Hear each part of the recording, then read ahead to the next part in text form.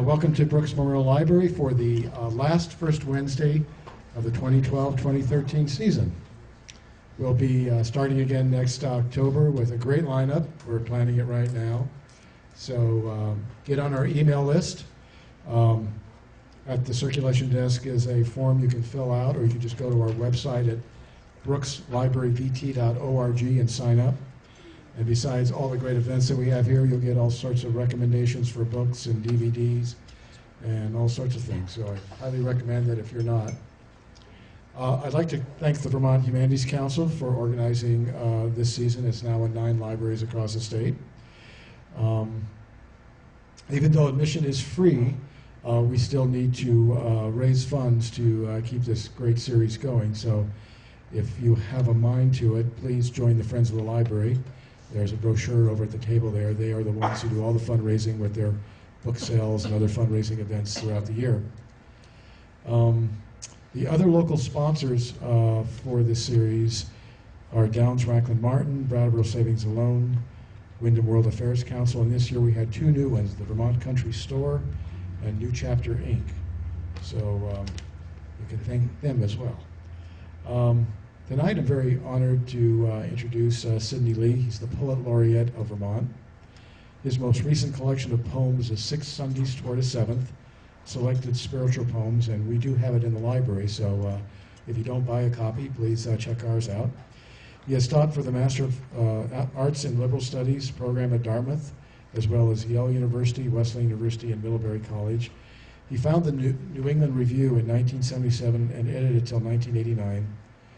His work has appeared in literary journals and magazines, including The New Yorker, The Atlantic, The New Republic, The New York Times, Sports Illustrated, and the Virginia Quarterly Review, and he lives in Newbury, Vermont. He'll be speaking tonight on Frost and Wordsworth, Romantic Poetry in the Light of Common Day. Please welcome Sidney Lee.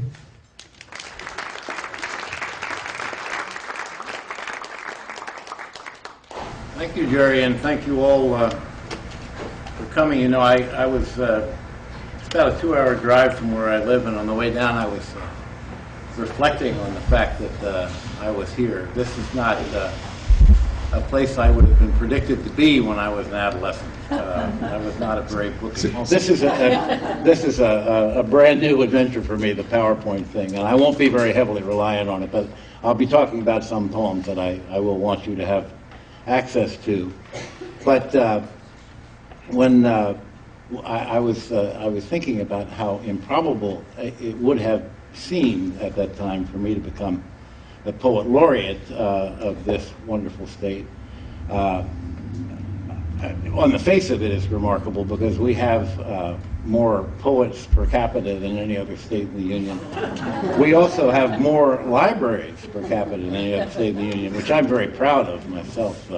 When I made it my mission upon being installed as Poet Laureate, which my youngest daughter at that time, 18, insists on pronouncing Poet Laureate, by the way. I decided that I wanted to go to libraries. This is the 72nd one I've gone to since January of 2012. In most cases, I go and I talk about how I came to the life of poetry, read a little of my work, and take questions and answers.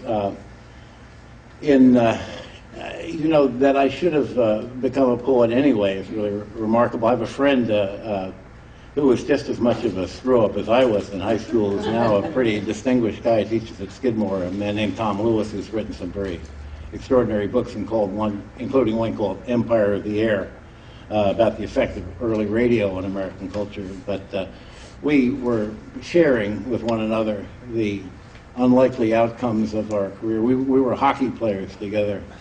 And then he said, "I never thought you would be a poet." And I said, "Well, you know, I played music. I was a little arty anyway." At that time, I had just published my 2 collections ago. I had a book called Young of the Year that had an image of a snowshoe hare on the cover. He said, "Yeah, but a poet with a bunny rabbit on the cover?" But this is a different kind of an enterprise tonight. Peter Gilbert, who's a former student of mine at Dartmouth, asked if I would participate in the First Wednesdays series, which I was delighted to do. I'm not going to do quite the autobiographical riff that I do ordinarily when I visit the libraries, but certainly these two men, Robert Frost and William Wordsworth, along with a woman by the name of Emily Dickinson, were instrumental in my coming to a rather late in life entertaining the notion of becoming a poet laureate. He wanted me originally to talk on Frost alone, and I was interested in doing something a little broader about that, because there's a complicated relationship between these two writers. And I want to read a Frost poem to begin with. It may be my favorite poem, although it's hard for me to choose, which I don't have on the PowerPoint, but many of you will be familiar with it anyway. It may be my favorite Robert Frost poem, and I'm just going to let it hover over my discussion for a few minutes. I'll come back to it. It's called The Need of Being Versed in Country Thing. The house had gone to bring again to the midnight sky a sunset glow. Now the chimney was all of the house that stood, like a pistol after the petals go. I would trade everything I've ever written for that last line. I mean, the accuracy, like a pistol after the petals go. The barn opposed across the way that would have joined the house in flame, had it been the will of the wind, was left to bear forsaken the place's name. No more it opened with all one end for teams that came by the stony road to drum on the floor with scurrying hoofs and brush the mow with the summer load. The birds that came to it through the air at broken windows flew out and in, their murmur more like the sigh we sigh from too much dwelling on what has been. Yet for them the lilac renewed its leaves, and the aged elm, though touched with fire, and the dry pump flung up an awkward arm, and the fence post carried a strand of wire. For them, there was really nothing sad. But though they rejoiced in the nest they kept, one had to be versed in country things not to believe the Phoebes wept. So as advertised today, I mean to consider these two poets whose writing takes, as I suggest, the simple produce of the common day. That's a quotation from Wordsworth I'll come back to. Takes everyday life, in effect, for its purview. And I offer my thoughts here not as a scholar, though I've made forays in that direction in the past, but really I want to give you more a sense of these two men's lasting impressions on me from a sort of poetic perspective. So those who are expecting something scholarly might want to find something else to read for the next hour or so. In any case, I want to begin, having allowed that poem to seep in a little bit, I want to begin by reading a passage from William Wordsworth's The Recluse, which is originally intended as the final portion of a philosophical poem containing views of man, nature, and society, and having for its principal subject the sensations and opinions of a poet living in retirement. This quintessential project was the sort of thing that led his successor, John Keats, to call Wordsworth a practitioner of the egotistical sublime. And even Wordsworth conceded himself that it was a thing unprecedented in literary history for a man to speak so much about himself. At any rate, here's the passage I'm thinking of. Paradise and groves Elysian, fortunate fields like those of old sought in the Atlantic main. Why should they be a history only of departed things, or a mere fiction of what never was?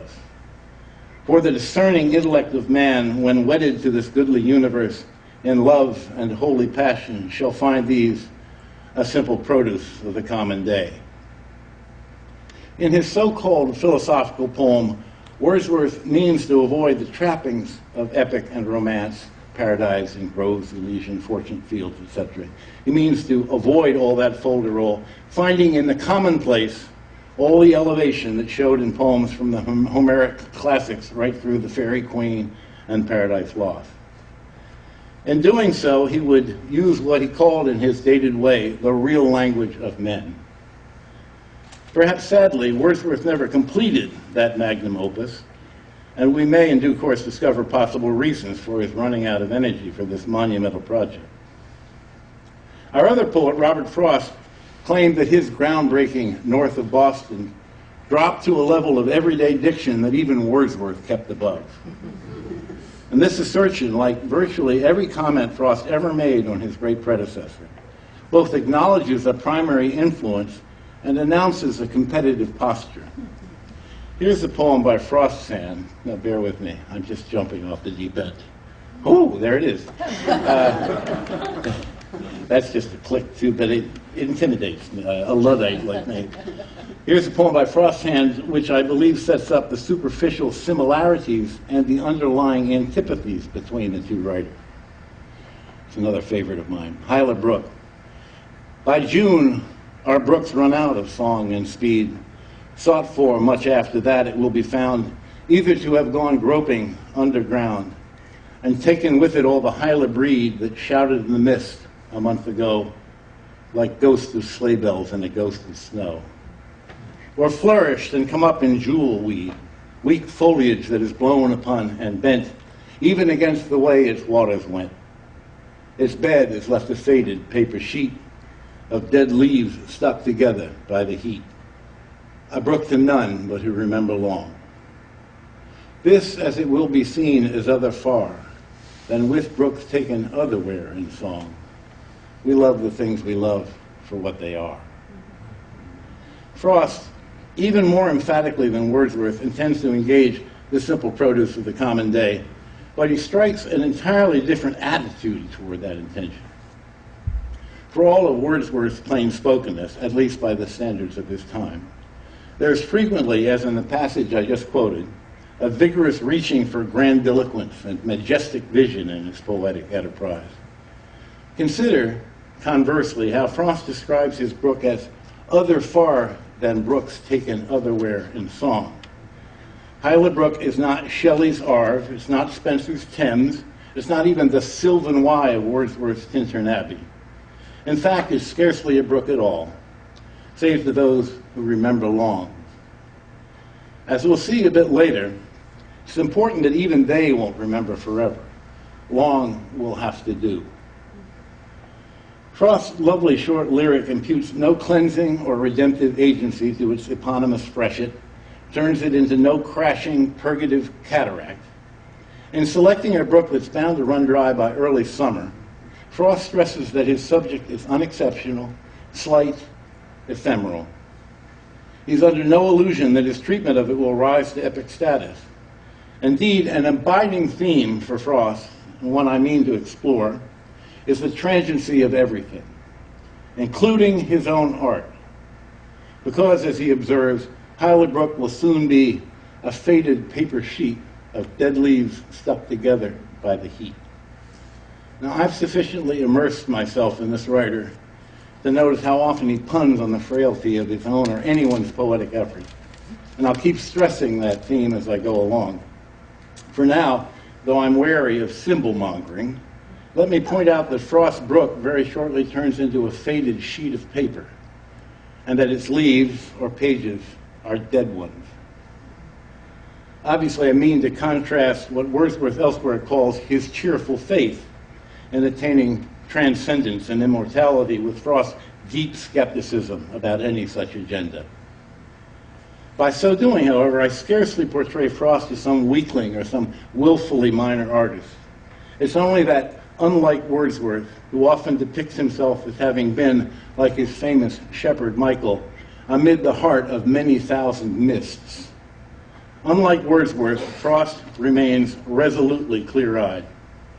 He loves the things he loves precisely for what they are, and not for what a romantic imagination might make them refer to.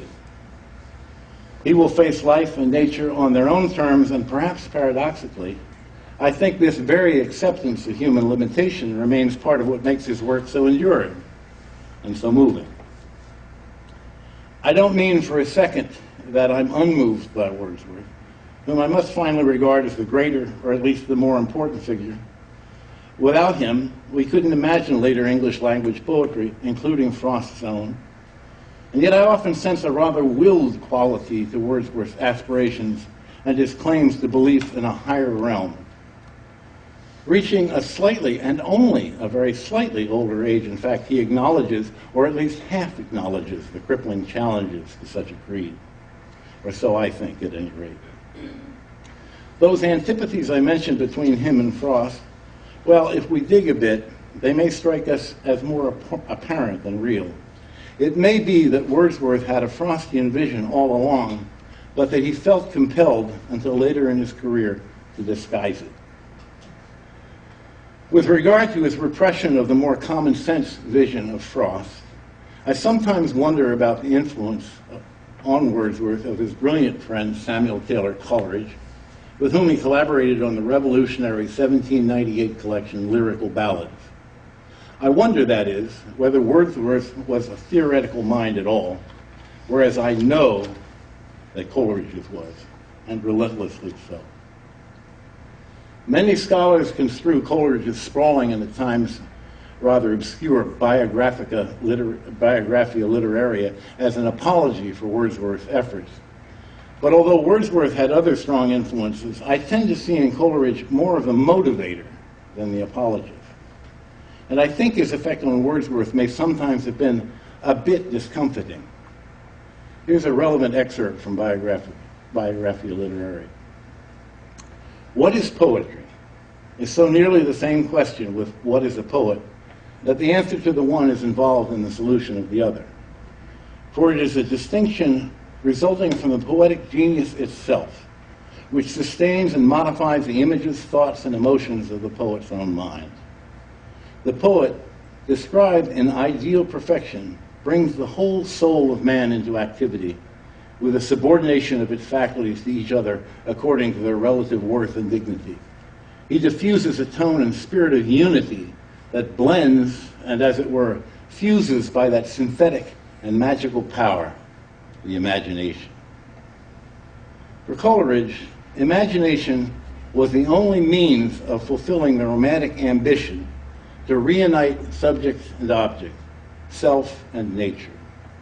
Elsewhere, he refers to it as the living power and prime agent of all human perception, and as a repetition in the finite mind of the eternal act of creation in the infinite I am. For Frost, the very idea that mortal human imagination might discover personal correspondences with an overarching supernatural power, or even a natural one, was nonsense. If ever he found himself tempted by the romantic notion, or in American terms, the Emersonian notion of such transcendence, he quickly stepped back. Consider a famous passage near the end of Birches. Lovely passage, I think. So was I once myself a swinger of birches, and so I dream of going back to be. It's when I'm weary of considerations, and life is too much like a pathless wood where your face burns and tickles with the cobwebs broken across it, and one eye is weeping from a twigs having lashed across it open. I'd like to get away from earth a while, and then come back to it and begin over. May no fate willfully misunderstand me, and half grant what I wish and snatch me away not to return. Earth's the right place for love. I don't know where it's likely to go better. I think, too, of the hard-headed resolution to the poem I read as preface to this talk. Frost is tempted to imagine a likeness between those birds flying in and out of the ruined barn and the melancholy responses of the human onlooker. But his experiences quash the temptation. One had to be versed in country things not to believe the Phoebes wept. I find it interesting to keep applying Coleridgean terms here.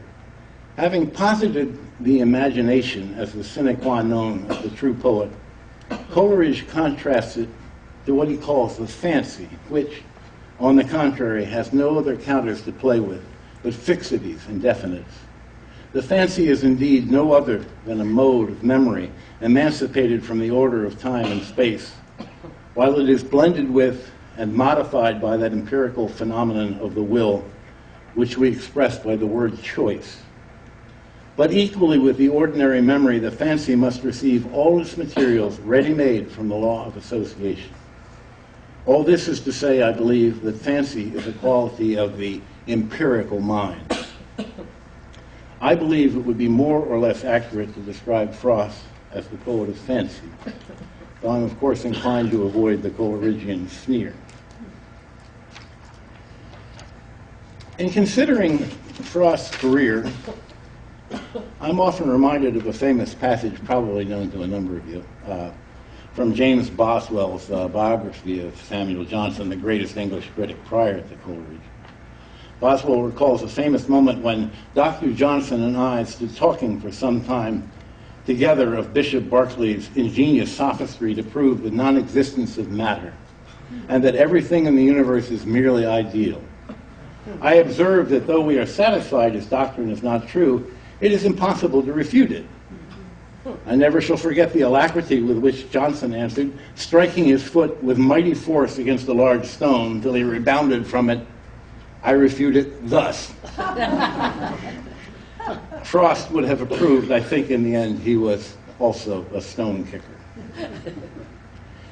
In Book 14 of his masterpiece, The Prelude, which is part one of that great uncompleted philosophical poem, Wordsworth describes an ascent of Mount Snowdon in Wales and the epiphany it brought to him under a full moon.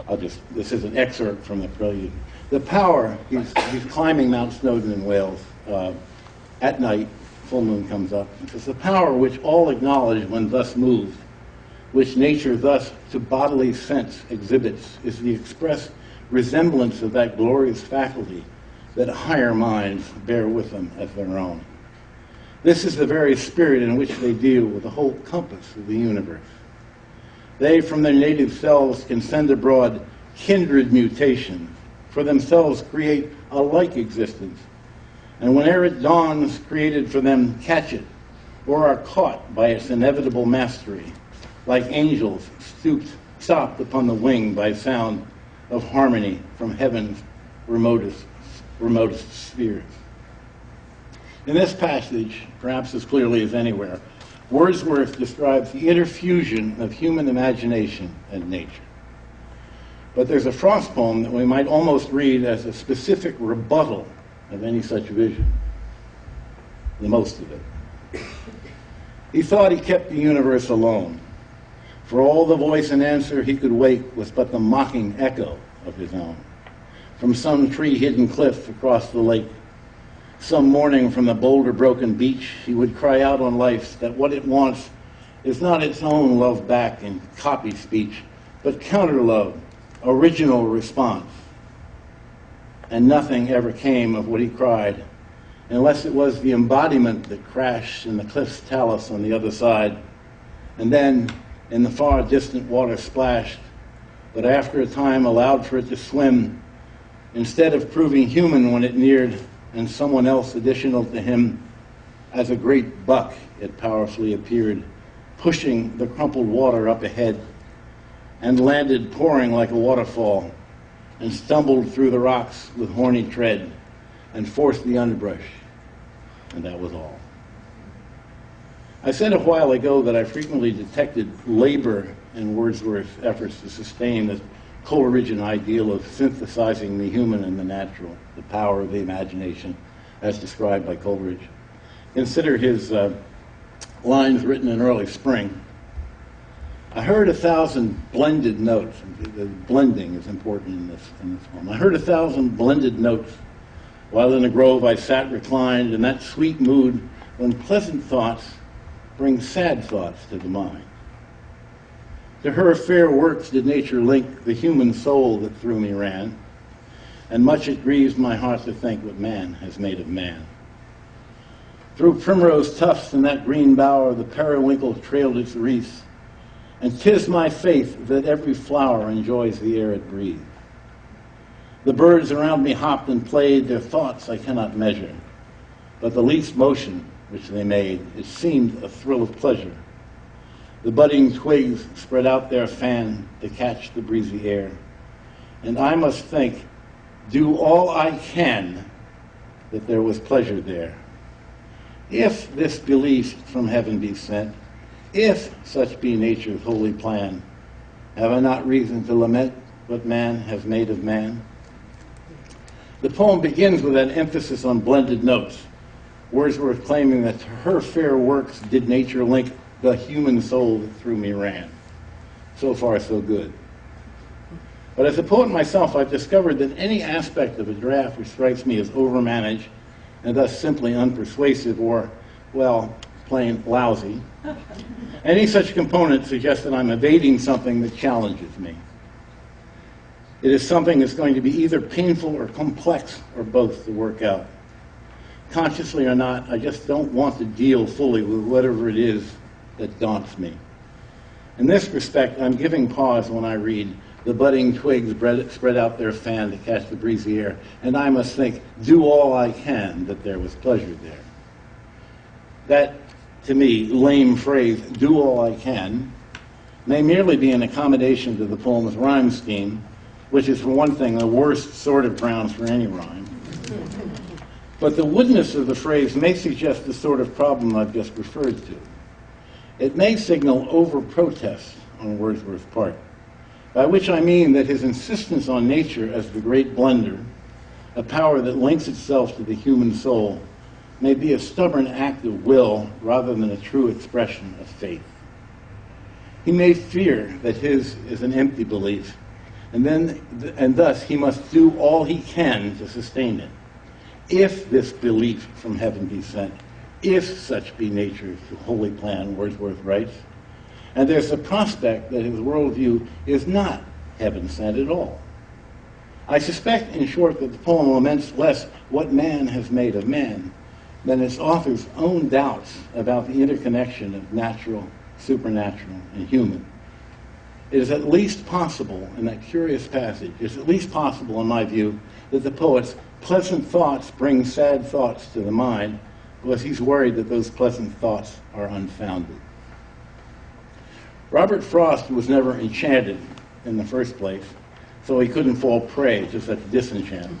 If I'm right in believing that's what we see here. For him, there may be such a thing as nature's plan, but a poem like most of it shows no evidence that it includes him or anyone else. The natural realm may seem to involve a Wordsworthian blending, but if it does, that blending is fleeting at best, nor can it always be construed as benign. Listen to the tone and vocabulary of a springtime poem by Frost. Spring pools. These pools, though in forest, still reflect the total sky almost without defect, and like the flowers beside them chill and shiver, will like the flowers beside them soon be gone, and yet not out by any brook or river, but up by roots to bring dark foliage on. The trees that have it in their pent-up buds to darken nature and be summer woods. Let them think twice before they use their powers to blot out and drink up and sweep away these flowery waters and these watery flowers from snow that melted only yesterday. I mean, these flowery waters and these watery flowers. I mean, the thing is so wonderful about Frost is that he's so lyrical in his plain spokenness, but he's always so accurate, you know? I mean, the pump that throws up an awkward arm, you know, or that pistol after the petals blow. I mean, they're always such canny, empirical observations, and cheek by jowl with a line like, "To bear forsaken the place's name." I mean, you don't get much better than that. But at any rate, that line, I didn't mean to sort of go off into a divagation about the practice as such of Frost's lyricist. But to suggest this contrast that I've been talking about. If Wordsworth's faith in human and natural correspondence gets shaky, however, at least he can believe, can't he, in some intimations of immortality by way of his work. I'll return to Book 14 of the Prelude. What he there calls higher minds need not extraordinary calls, simple produce of the common day, right? They need not extraordinary calls to rouse them. In a world of life they live. He's claiming that he loves the things he loves for what they are, but there's a different cast, right? They need not extraordinary calls to rouse them. In a world of life they live, by sensible impressions not enthralled, but by their quickening impulse made more prompt to hold fit converse with the spiritual world, and with the generations of mankind spread over time, past, present, and to come, age after age, till time shall be no more. Frost's take on such grandiosity is clear from his 1926 collection, A Further Range, which included a relevant poem in this regard, called A Missive Missile, not widely known. But it was the lone entry in that book's final section. The poem itself, which is not very long, was the final section, and thus I see it as a sort of epitaph. Someone in ancient Mas d'Azil once took a little pebble wheel and dotted it with red for me, and sent it to me years and years, a million years to be precise, across the barrier of ice, 2 round dots and a ripple streak, so vivid as to seem to speak. The pre-Columbian artist is at first seen as having dotted the stone with red for me and sent it to me years and years. So Frost flirts with the notion that he is one among the generations of mankind spread over time, past, present, and to come till time shall be no more, that he can yet be directly addressed and moved by an ancient artifact. But what happens as he proceeds to speculate? Are those 2 dots teardrops, he wonders, or drops of blood? Is the streak a sword or some other weapon? Maybe not a weapon at all, and so on. The pebble wheel only seems to speak, leading to this conclusion. Far as we aim our signs to reach, far as we often make them reach, across the soul from soul abyss, there is an eon limit set beyond which they are doomed to miss. 2 souls may be too widely met. That sad with distance river beach with mortal longing may beseech. It cannot speak as far as this. If Wordsworth's higher minds are by sensible impressions not enthralled, Frost finds it hard to get beyond the sensory. Again, he sees the things he sees for what they are. Now, Wordsworth's major phase was rather a short one, beginning really with the 1798 Lyrical Ballads and ending, in my opinion, with Poems in 2 volumes, which was published in 1807, only 9 years later. And the later collection included elegiac stanzas, from which I will read a few excerpts. Elegiac stanzas suggested by a picture of Peel Castle in a storm painted by Sir George Beaumont. A title almost as long as the poem. I was thy neighbor once, thou rugged pile. For summer weeks I dwelt in sight of thee. I saw thee every day, and all the while thy form was sleeping on a glassy sea. How perfect was the calm. It seemed no sleep, no mood, which season takes away or brings. I could have fancied that the mighty deep was even the gentlest of all gentle things.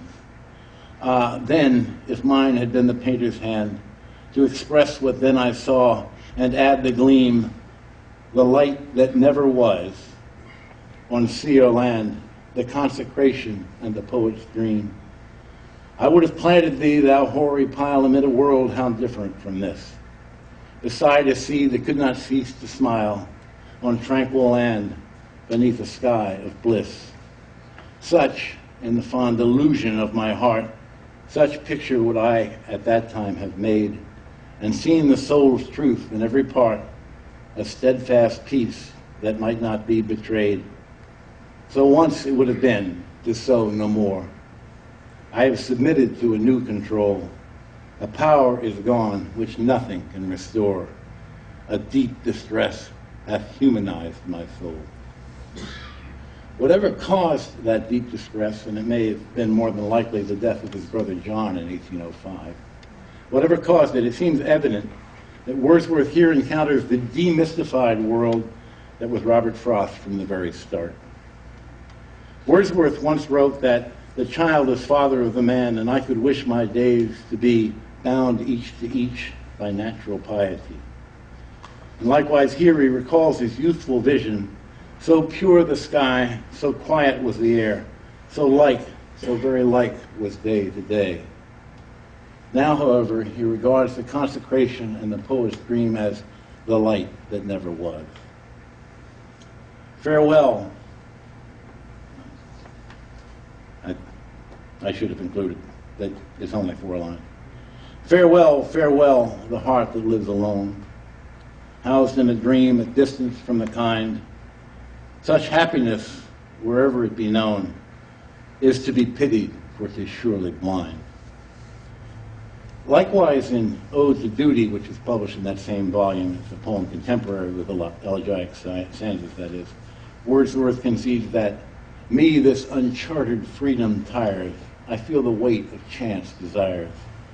My hopes no more must change the name, I long for a repose that ever is the same. He no longer invokes nature, nor the imagination, nor any longer does he equate the two. Rather, he invokes duty. To humbler functions, awful power, I call thee. I myself commend unto thy guidance from this hour. O let my weakness have an end. Give unto me, made lowly wise, echo of Paradise Lost there. Give unto me, made lowly wise, the spirit of self-sacrifice. The confidence of reason give, and in the light of truth, thy bondman let me live. Again, remember how Coleridge described fancy as a quality of the empirical mind. And I think with these 2 poems, Wordsworth has become, in my view, a fanciful poet, which was Robert Frost's predisposition from the very outset. Frost once wittily remarked that he was never a radical when young for fear of being conservative when old. And surely enough, Wordsworth, the one-time champion of the French Revolution, soon, and at an early age, became an old fart. If you'll excuse a complex literary term. Here's a summation from the editors of Cambridge Literary History. He protests against the too advanced instruction which the liberals desire to impart to girls in the Lake District, against the spread of mechanics institutes, against the emancipation of the Irish Catholics, against the abolition of slavery, against the abolition of capital punishment, against parliamentary reform, and so on. Meanwhile, his disillusionment feels profound. And we greatly misconstrue Frost if we see in him a similar romantic rejection. He'd never been a romantic anyhow. If, as he once insisted, a melancholy dualism is the only soundness, still there remains a certain jauntiness, or what I've elsewhere called sturdiness, in Frost's melancholy. That melancholy is at significant distance, say, from the final stanzas of Wordsworth's elegiac stanzas, cited moments ago, but welcome fortitude and patient cheer, and frequent sights of what is to be born. Such sights are worse, or worse, as are before me here. Not without hope we suffer and we mourn. Wordsworth isn't even hopeful. He's just not without hope. And compare the tone of that passage with this comment of Frost, which I love. When in doubt, there is always form to go on with.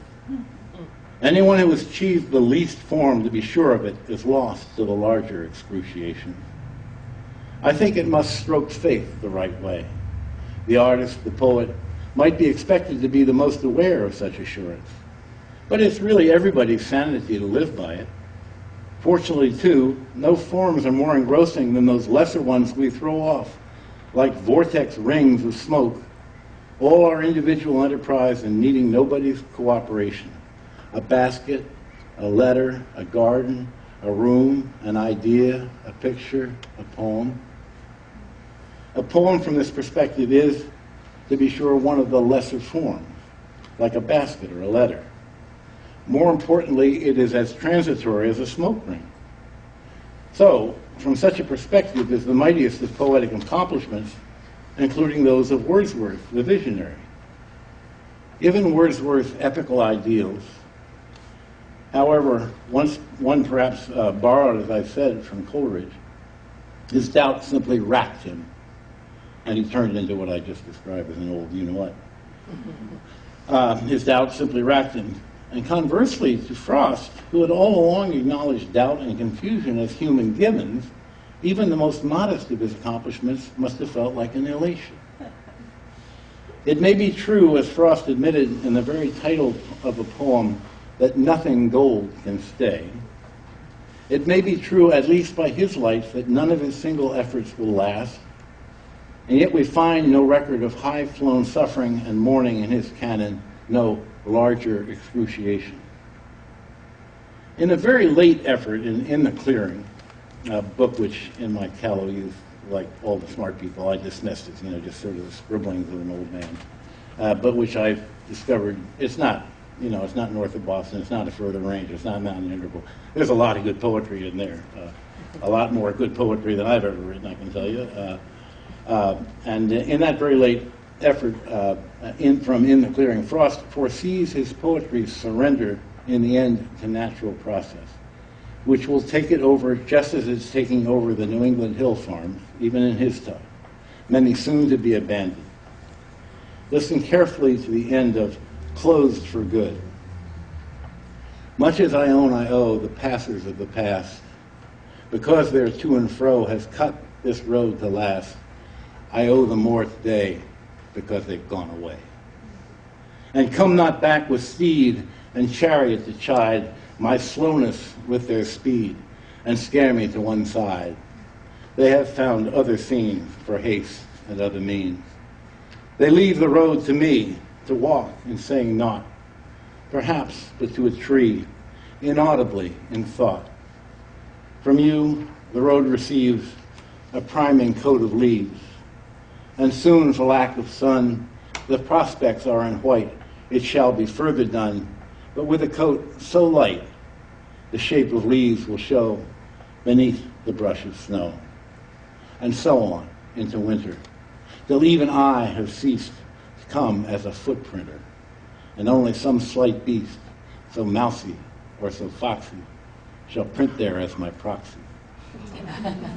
Now, of course, this poem describes an old woods road that Frost liked to walk. Many of us still like to walk. One made in former times by horses and wagons. But if we consider what is normally the exquisite accuracy of his physical observation, again, I conjure that pistol after the pedals go and so on. If we recall this deliciously accurate visual observation, we may wonder how on earth such humble modes of transportation and freightage can be referred to as steeds and chariots. It strikes me that by depicting the past of Upper New England in epical fashion, Frost constructs a wry and not so hidden allegory. I'm sorry, I need to put that up. Yeah. It strikes me that Frost constructs a wry and not so hidden allegory in which he presents himself poet of a landscape diminished both physically and literarily. He presents himself as walking humbly in the steps of more heroic and more imposing predecessors, Wordsworth emphatically included. One might almost say, this, as it will be seen, is other far than with roads taken otherwhere in song. He's made his way, as he wittily puns, as a mere footprinter. Now that's a great pun. One of the last poets amongst the moderns to use iambic pentameter and the decasyllabic line. It's just amazing that he could sound so natural and be so scrupulously observant of the rules of the forms that he used. He calls himself a mere footprinter, an arranger of poetic feet, a metered poet in a free verse age, and pretty soon a little mouse is going to take his place. That's a footprint. For all his fabled ego, the work suggests great modesty. Frost's poems, for all his fabled ego, are willfully modest, I think, as I've been trying to suggest.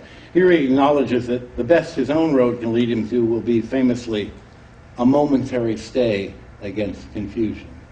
That's akin, is it not, to the forms that we throw up. From where I stand, the sum of those momentary stays amounts paradoxically to a life's work that has not and will not, as he surmised, it amounts to work that will not fade anytime soon. The original final stanza of Closed for Good, which was suppressed, might possibly be seen as yet another instance of what I mentioned at the outside, At the outset, Frost's acknowledgement of Wordsworth and other romantic precursors, combined with a competitor's subtle and even good-natured nose thumbing. How often is the case, I thus pay men a debt for having left the place, and still do not forget to pay them some sweet share for having once been there. Oh, so I'm happy to entertain any responses that you may have, provided they're polite, because I weep for you.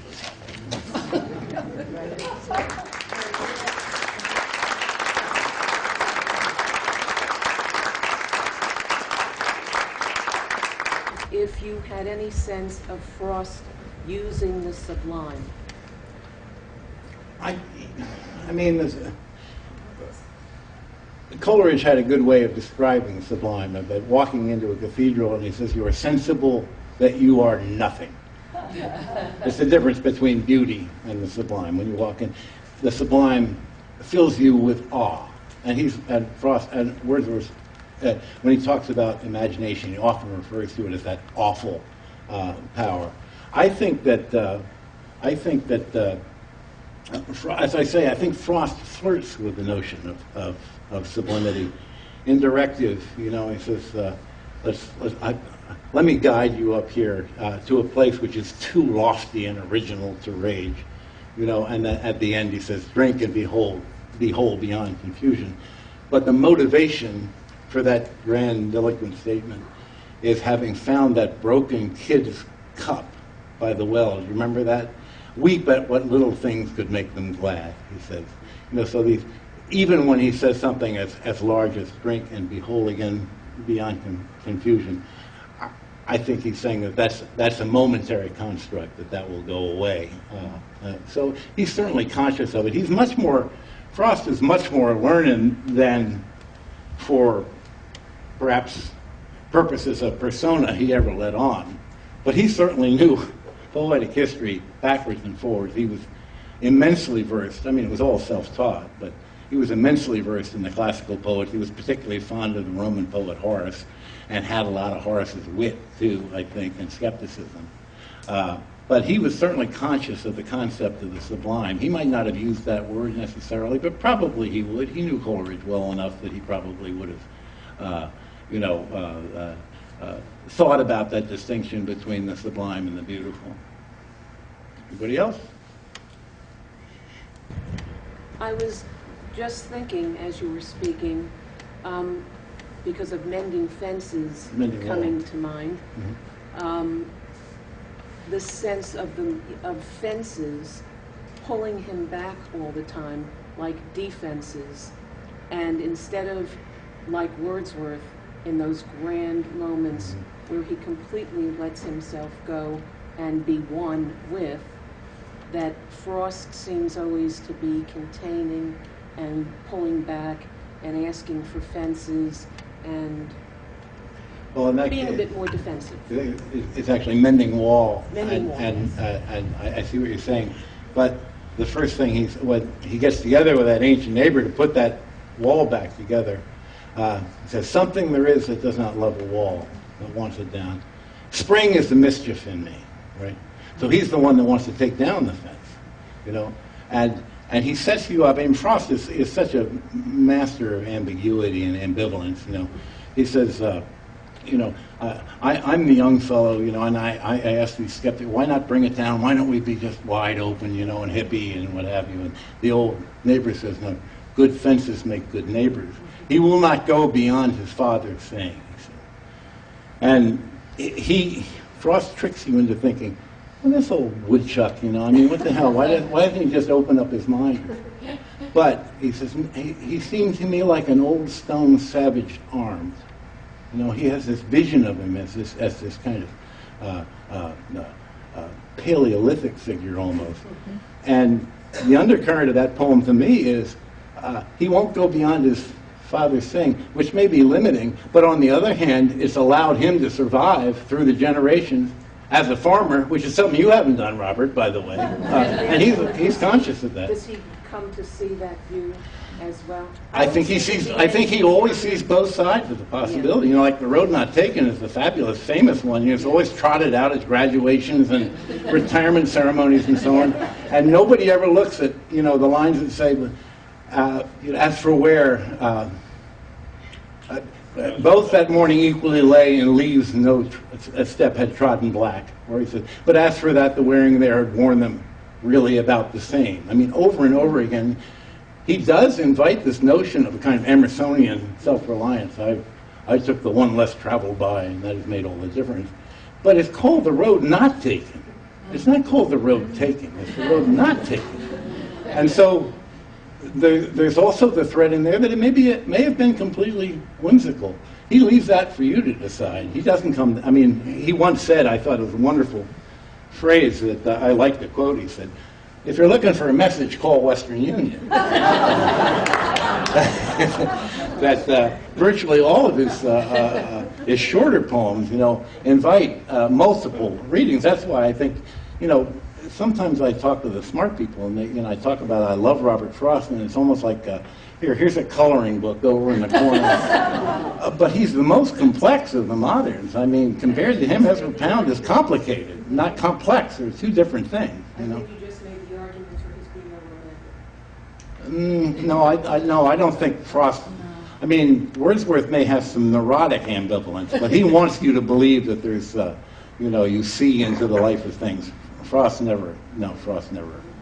I don't think ever anywhere in his canon ever unreservedly would have called himself a romantic. I don't know that he ever did. I'm not a Frost scholar in that sense. I haven't read absolutely every word of the scholarship or even of the great man himself, but I don't ever recall us referring to himself as a romantic. And usually when he talks about the romantics, he may acknowledge that, you know, he was invited to Cornell on the 100th anniversary of the publication of the Prelude to say something about Wordsworth.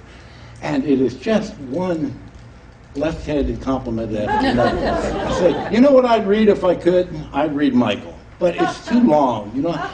It goes on and on. I had thought better of that. I hadn't remembered that about it, you know. I don't want to talk about a lot of other stuff when I came here to talk about Wordsworth. And then he'll go off and talk about something else. So he you know, I mean, he does in the course of that presentation pay some homage to Wordsworth, but there's always a little bit of tongue-in-cheek about it, you know, and the same with all the other romantics, including Emerson. He was more sympathetic to Emerson than he was to the English romantics, but even there, he'd poke fun at him whenever he got a chance. There was someone over here. Yes, sir. Can you go back to that spring pools poem? Sure. Can you bring that up? Yeah, I think I can. Using my genius for technology. Right. Why do you think Frost loves things as they are? Why do you think he... do you have any thoughts about that line? Let them think twice before they use their powers to blot up. If he likes things as they are, why is he telling the trees to think twice? Yeah, a good point. You know, that's we used to call that the pathetic fallacy. I don't expect you to answer that. Well, I mean, you know, but that doesn't matter. I'll talk anyway. That used to be called in the New Critical days the pathetic fallacy, imputing human emotions onto the landscape, which Frost does all the time. I must do all I can that there was pleasure there. You know, every flower enjoys the air it breathes. So he's got an animated nature, you know, that you can impute emotions to. So that's really quite unusual. That let them think twice. And I don't know. My sense is that he doesn't really want you to. That's a setup for something that I find really interesting, because we tend to associate springtime with rebirth and so on. But those trees are pit up bud. You know, they're almost violent to bring dark foliage on. You know. Before they use their powers to blot out and drink up and sweep away. You know, it's certainly not a romantic vision of nature at all. But your point is well taken. You know, I think it's kind of a trick that he uses, you know, to kind of set us up for that ending with its emphasis on darkness and violence. And it's also almost, I was just thinking, it's also adding to the dark, and it's almost a threat. Let them think twice. Yeah. Well, it certainly seems, pent-up buzz, we would see that as kind of bursting of energy, and usually affirmative, but when dark foliage, and blotting out and so on, it's strange that what we think of as rebirth, he seems to posit here as a kind of a threatening power, a darkening power. Very curious. Your point, how I don't want to duck that, because that's a good point, and it kind of and that's an easy out to say, oh well, that's just a trick. There's nothing, dark foliage is just the way it is. Well, it is the way. Well, again, you see, that's very much like what I was saying about mending wall. On the one hand, you can read it, well, that's just the way it is, just the way. But then there's that, that countercurrent, which I find so often in Frost, like in that famous poem Design, where he sees the spider and the moth and the heel-all, which has turned white, and he says, what brought the kindred spider to that height, the wayside blue and innocent heel-all? What but design of darkness to appall? And you're already saying, well, this is really grim vision. And then he says, if design govern in a thing so small. And then you say, well, does that mean that it governs on things above the insect level? Or does it not just apply at all? And which is the darker vision, that there's design out there, even if it be malign, or that there's no design at all? You can go round and round with that sonnet, as I have for many, many years. And I don't think he can figure it out. He's not that, that's what he meant by, if you want a message, go to West Virginia. In the context of what you've been saying about Frost tonight, could you say something about his poems of personal relations, such as The Hill Wife? That set of Well, I don't know what to say other than that I find them masterpieces. That dramatic lyric. He had predecessors in a poet like Browning and so on, and I like Browning a lot. But that notion of taking on a voice not his own in those dramatic, I find it extraordinary. I don't know what more to say about that. That's a very capital R realist poem, it seems to me. And again, your sympathies are all on the side of the wife, but you sort of see where he is too. It's not that he's a bad guy, he's just awkward. They're both responding to this terrible tragedy, and he starts talking about how birches don't make a good fence post and so on, and she gets furious about that. Understandably furious. But I think Frost sees that situation whole, where that it's not really an issue of blame. It's just how tragedy has exploded all life. It's interesting because Frost is, and perhaps in his personal life, I don't get too involved in it because I think, well, anyway, that's a whole different lecture. Was Frost a nice man? Probably not. But, neither are any of us if you dig too deep, we have the good fortune not to be famous. People, But I don't think that... There's a poem by Frost called The Wild Grapes. Has anybody ever read that? It seems to me a kind of an answer to the Birches poem where a girl climbs up to get grapes out of the tree. And then she tries to swing the tree, but she's too light. And her brother thinks, try to weigh more, you girl, or whatever. And at the end, it's a very moving poem, and at the end, she said, he gets her to let go, and he catches her, and she says, I've never learned how to let go with a heart. It's very sympathetic, I think. But there's another wonderful poem called A Servant to Servants, which has to do with a woman in a house who's looked after a madman, a relative up in the attic, and they build a kind of a bamboo cage for him. And, the charge about Frost being misogynistic or male chauvinist pig, whatever, probably as much as most people were and maybe still are. But I find it impossible to imagine somebody who was a pure misogynist writing anything that was nearly so sympathetic to that poor woman as that poem is. It's one of my really, really favorite ones. Sir? Isn't that something that people remarked about, the fact that he comes across appearing as misogynistic, and yet writes in a female tone. Yeah. And the things you've mentioned, as well as Home Burial, Right. where he's taking the female side almost in a way that you say, how can he possibly feel that? Actually, I was thinking Yeah, of Home yeah. Burial when I was answering, I'm sorry. But I just, because I got my dramatic lyrics. It's almost a complete role reversal. Yeah, yeah.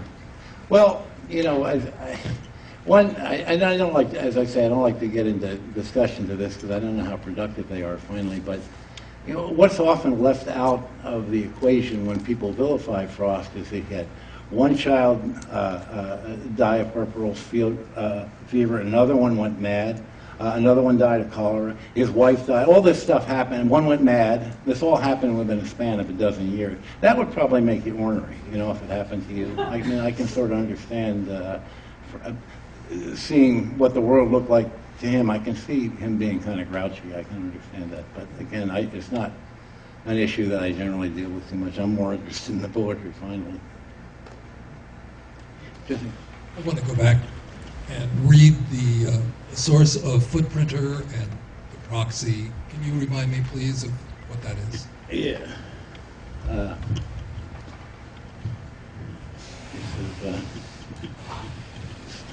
He's there watching the first snow.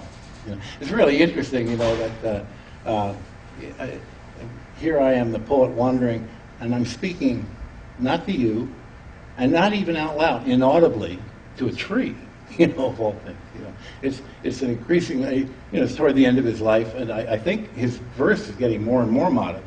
And he says, and soon for lack of sun, the prospects are in white. It will be further done with the coat so light, the shape of leaves will show beneath the brush of snow. You know, that's the light first fall, and so on into winter, till even I have ceased to come as a footprinter. He said, I think that's a canny poem, canny pun on him. As poet, and it's a very modest reflection on, you know, the durability of his own work. I think that's been a theme of his right along. I really do. I think he had more faith in his own than some of his contemporaries, but.